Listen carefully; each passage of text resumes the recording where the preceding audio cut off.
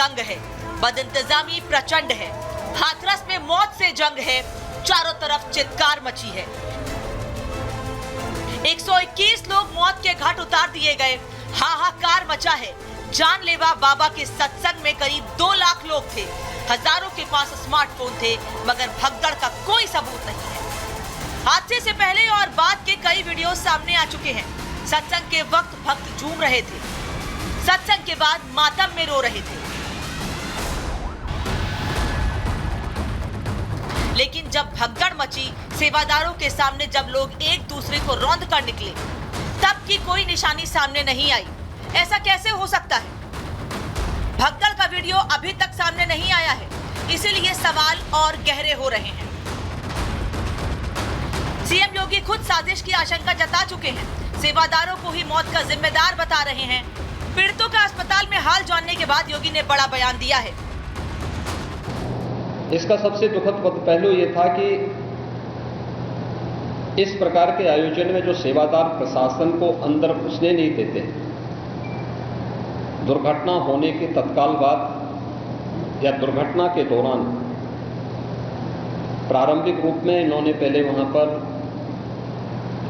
इस मामले को दबाने का प्रयास किया, लेकिन जब उन्हें प्रशासन ने हॉस्पिटल ले जाने की कार्रवाई प्रारंभ की तो इनमें ज्यादातर सेवादार वहां से भाग गए। घटना घटित हुई है तो इसके पीछे हादसा नहीं तो साजिश किसकी है, कौन इसके पीछे है? इन सभी पहलुओं को लेकर के राज्य सरकार ने तय किया है कि हम इसका एक जुडिशियल इंक्वायरी भी करवाएंगे और जुडिशियल इंक्वायरी हाईकोर्ट के एक रिटायर्ड जज की अध्यक्षता में होगी, जिसमें प्रशासन और पुलिस के भी रिटायर्ड सीनियर अधिकारियों को रख करके इस पूरी घटना की तह में जाकर के जो भी इसके लिए दोषी होगा उन्हें इसकी सजा देना। क्या बाबा के हजारों सेवादार कुछ छिपा रहे हैं या फिर वीडियो सबूत दफना दिए गए हैं? क्योंकि लोग तो हादसे की पूरी गवाही दे रहे हैं। दर्श ही मच गई थी, सिगरेट फैनी पूरे उसमें होकर ग्राउंड में होकर निकल रहे थे लोग। लोग एक दूसरे पर गिरते गए, जो तस्वीरें आ रही थी, लोग गिरते गए और देखिए पानी भी है, कीचड़ भी है, उसकी वजह से भी सफोकेशन हो गया, पैर फिसला लोगों का। नहीं, पैर तो नहीं फिसला, पानी तो नहीं था ऐसा, केवल भीड़ में भगदड़ होने के कारण ही लोग एक दूसरे के ऊपर होते चले गए, गिरते चले गए। जो नीचे दब गया वो दब गया। एक बंदे के ऊपर 100 लोग उतर रहे हैं तो मरेगा ही बंदा, बचेगा कहाँ से? लेकिन बाबा की कमी रही है। बाबा यहाँ से आए थे, वहीं चले जाते, लेकिन उन्होंने दर्शन के चक्कर में आए थे, उस चक्कर में जुलूस। बाबा की अपनी सिक्योरिटी है, पिंक कलर की आर्मी है और 3 से 3,500 लोग हैं। जी जी जी जी। और उनकी संख्या ये लगभग में हम बता रहे हैं 18,000 भी हो सकती है।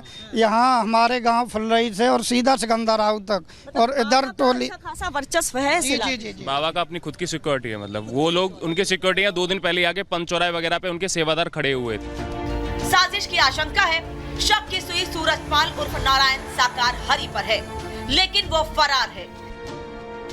ये पूरा सवाल है तो तकरीबन तस्दीक हालातों को देखते हुए मैं कर दूं कि बाबा मैनपुरी में अपने आश्रम में ही मौजूद है। जरा इस आश्रम के दरवाजे को देखिए, दरवाजे के ठीक बाहर पुलिस की गाड़ी को देखिए और गाड़ी के साथ जो पुलिसकर्मी तैनात है उनको देखिए।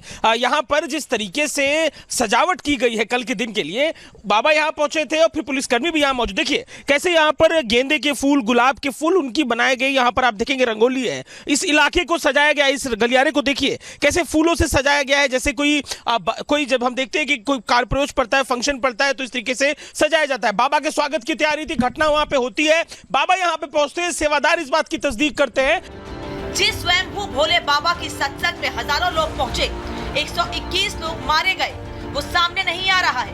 कहा जा रहा है कि मैनपुरी के आश्रम में छिपा है। उस घटनाक्रम से पहले ही, उससे पहले सब भीड़ भाड़ में रफ्तार। देखिए पंडाल के अपोजिट साइड में हादसा हुआ है। जी। तो यहाँ आ गए थे बाबा जी पहले ही। अभी कहाँ हैं? आश्रम के अंदर हैं कि बाहर हैं? प्रवास पर। सवेरे ही मिलेंगे। जब आप मन बनाओगे, स्मरण करोगे, तब मिल जाएंगे। नहीं बाबा जी हमको मिले, पूरा कैंपस खुला कैंपस है। बैठे हुए हैं। सर्च ऑपरेशन में नहीं मिले आप लोग? सर्च ऑपरेशन में गए थे अंदर? हम यहाँ आए थे ये देखने के लिए कि क्या यहाँ पर कौन था यहाँ परमिशन है क्या नहीं है। हम यहाँ आए थे, पूर्ण परमिशन हुआ था यहाँ का, वही देखने आया था मैं कि बाबा जी है या नहीं है, कहाँ है, क्या बात थी, क्या नहीं। अच्छा सर, उनके जो समर्थक बाहर बैठे हैं, अनुयायी हैं, वो लोग कह रहे हैं 2:30 बजे यहाँ पे आ गए थे। किसी को करे वो आप जानो, वो जाने। मैनपुरी का जिक्र है तो बाबा की फाइल में अखिलेश का भी फोटो है। जनवरी 2023 में अखिलेश यादव ने बाबा के दरबार में हाजिरी लगाई थी, लेकिन अब हादसे के बाद सरकार को घेर रहे हैं तो योगी ने कह दिया सबका पर्चा खोलेंगे। सीएम के जाने से किसी की जान वापस नहीं आने वाली है। ये अगर उनके अंदर दुख था, सरकार के अंदर दुख था, तो पर्याप्त इंतजाम करने चाहिए थे प्रशासन के, और पर्याप्त इंतजाम करना चाहिए था अस्पतालों में, दवाई में। आज सरकार के पास क्या है? अगर कोई इमरजेंसी आ जाए, अगर कोई डिजास्टर अचानक हो जाए, कोई घटना हो जाए, तो सरकार के पास क्या इंतजाम है? क्या पिछले वर्षों से इतने से सरकार चल रही है, बस यही इंतजाम किया है कि लोगों की जान चली जाए? देखिए, कुछ लोगों की एक प्रवृत्ति होती है कि इस प्रकार के दुखद और दर्दनाक घटनाओं में भी वे राजनीति ढूंढते हैं, और ऐसे लोगों की एक फितरत है कि चोरी भी और सीना चोरी भी। यह हर व्यक्ति जानता है कि सज्जन के फोटो किसके साथ में है, उनके राजनीतिक संबंध किनके साथ जुड़े हुए हैं। सियासत के पन्ने हर घटना पर खुलने लगते हैं, आरोप प्रत्यारोप होते हैं, मगर जांच रिपोर्ट और जिम्मेदारी की बातें होती हैं। कार्रवाई करने वाला प्रशासन तो अपनी ही लापरवाही छिपाने में लगा रहता है।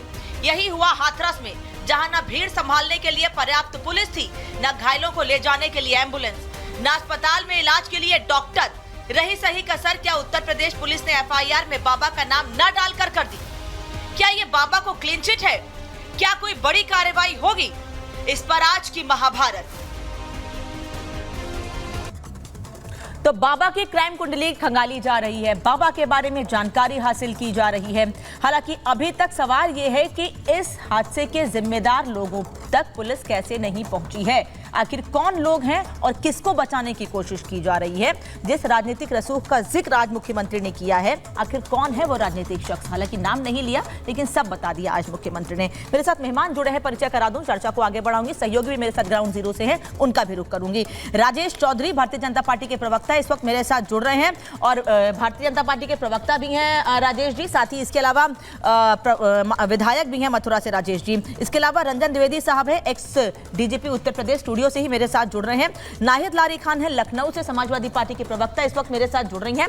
और मेरे साथ स्टूडियो से जुड़ रहे हैं चंद्रमोहन शर्मा, कांग्रेस के नेता हैं। आप सभी लोगों का बहुत बहुत स्वागत है, आप सबके पास आऊंगी, लेकिन उससे पहले मैं अपने सहयोगियों का रुख कर लेती हूँ। मेरे साथ सहयोगी मेरे साथ जुड़े हुए हैं, सृष्टि, प्रगति और कोमल और लोमस इस वक्त हमारे साथ जुड़े हैं। ये सभी लोग, सृष्टि, प्रगति और कोमल, सुबह से लगातार हाथरस से आप तक तस्वीर पहुंचा रहे हैं, और लोमस इस वक्त नोएडा से जुड़े हैं, क्योंकि बताया जा रहा है कि नोएडा में भी बाबा के एक आश्रम के बारे में जानकारी मिली है। पहले सृष्टि का रुख करती हूं। सृष्टि, आप इस वक्त अस्पताल के बाहर हैं, क्या देख पा रही हैं?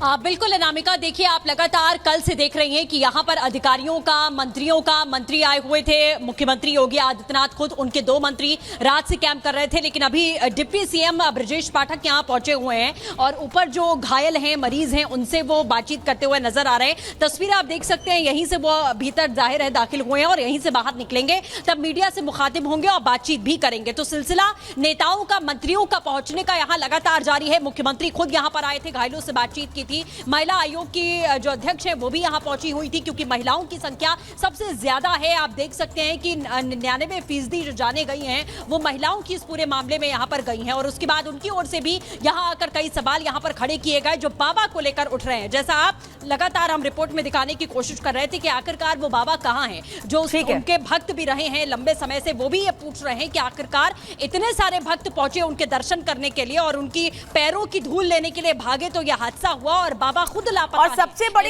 बड़ा सवाल ये है, सृष्टि वापस लौटेंगे आपके पास।